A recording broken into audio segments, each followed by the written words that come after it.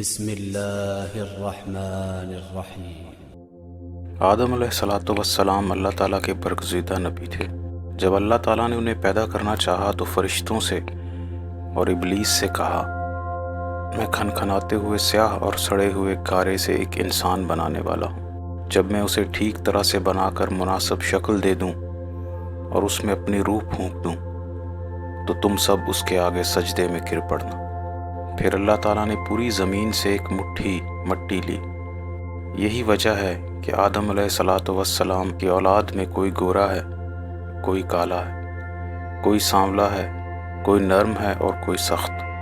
تو اللہ تعالیٰ نے اپنے دونوں ہاتھوں سے آدم علیہ السلام کا پتلا بنایا۔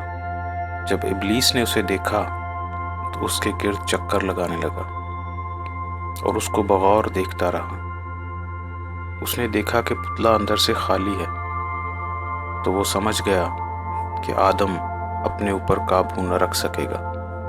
آدم علیہ السلام جمعہ کے دن عصر کے بعد انسانی وجود میں آئے۔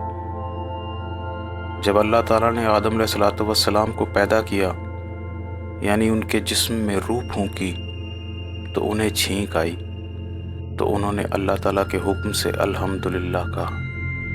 اللہ تعالیٰ نے فرمایا، تمہارا رب تم پر رحم کرے۔ پھر اللہ تعالیٰ کے حکم کے مطابق تمام فرشتے آدم علیہ السلام کے سامنے سجدہ میں گر پڑے، لیکن ابلیس نے تکبر کیا اور سجدہ کرنے سے صاف انکار کر دیا۔ اللہ تعالیٰ نے اس سے پوچھا، اے ابلیس، میں نے تجھے سجدہ کرنے کا حکم دیا تھا، تجھے سجدہ کرنے سے کس چیز نے روکا؟ تو وہ کہنے لگا، میں اس سے بہتر ہوں، مجھے تو نے آگ سے پیدا کیا اور اس کو مٹی سے پیدا کیا۔ کیا میں ایک ایسے شخص کو سجدہ کروں جسے تو نے مٹی سے بنایا ہے؟ میں ایسے شخص کو سجدہ نہیں کر سکتا جسے تو نے کھنکھناتے ہوئے سیاہ بدبودار گارے سے بنایا ہے۔ تو ابلیس جو کہ جنات میں سے تھا، اس نے تکبر کیا اور اللہ تعالیٰ کی نافرمانی کی۔ اللہ تعالیٰ نے ابلیس سے فرمایا، تو ملعون ہے، تجھے یہاں تکبر نہیں کرنا چاہیے تھا، تو نے تکبر کیا تو ذلیل ہوا، اب قیامت کے دن تک تجھ پر لعنت برستی رہے گی۔ پھر ابلیس نے کہا، اے میرے رب، مجھے قیامت تک کے لیے مہلت دے دے۔ اللہ تعالیٰ نے فرمایا، تجھے قیامت تک کے لیے مہلت دی جاتی ہے۔ ابلیس نے کہا، اے میرے رب، تیری عزت کی قسم، تو نے مجھے گمراہ کیا ہے، تو اب میں بھی اس کی اولاد میں سے سوائے تیرے مخلص بندوں کے سب کو گمراہ کر کے رہوں گا۔ میں ان کے لیے دنیا کی زندگی کو مزین کروں گا، تو پھر تو ان میں سے اکثر کو شکر گزار نہیں پائے گا۔ اللہ تعالیٰ نے فرمایا، تو سچی بات یہ ہے، اور میں سچی بات ہی کہتا ہوں، کہ میں تجھ سے اور ان سب سے جو ان میں سے تیری پیروی کریں گے جہنم کو بھر دوں گا۔ جا اور ان میں سے جن کو تو اپنی آواز سے بہکا سکتا ہے بہکا، اپنے سواروں اپنے پیادوں کو بھی جمع کر لے اور ان پر حملہ کر اور ان سے دل فریب وعدے کر۔ پھر جو میرے خالص بندے ہیں ان پر تیرا قابو نہیں چلے گا، تیرا قابو تو بس انہی پر چلے گا جو پہلے سے گمراہ ہوں۔ ابلیس کو راندہ درگاہ کرنے کے بعد اللہ تعالیٰ نے آدم علیہ السلام کی پسلی سے ان کی بیوی کو پیدا کیا۔ پھر اللہ تعالیٰ نے انہیں جنت میں رہنے کا حکم دیا۔ آدم علیہ السلام جمعہ کے دن جنت میں داخل ہوئے۔ اللہ نے آدم علیہ السلام سے فرمایا، تم اپنی بیوی کے ساتھ اس جنت میں رہو، تم دونوں اس میں جہاں سے چاہو خوب کھاؤ پیو، لیکن اس درخت کے قریب بھی نہ جانا، ورنہ تم گناہگار ہو جاؤ گے۔ اور اے آدم، یہ ابلیس تمہارا اور تمہاری بیوی کا دشمن ہے۔ اس جنت میں نہ تم بھوکے رہو گے اور نہ ہی پیاسے، اور نہ ہی یہاں تمہیں دھوپ سے سابقہ پڑے گا، یہاں تم بڑے عیش و آرام سے رہو گے۔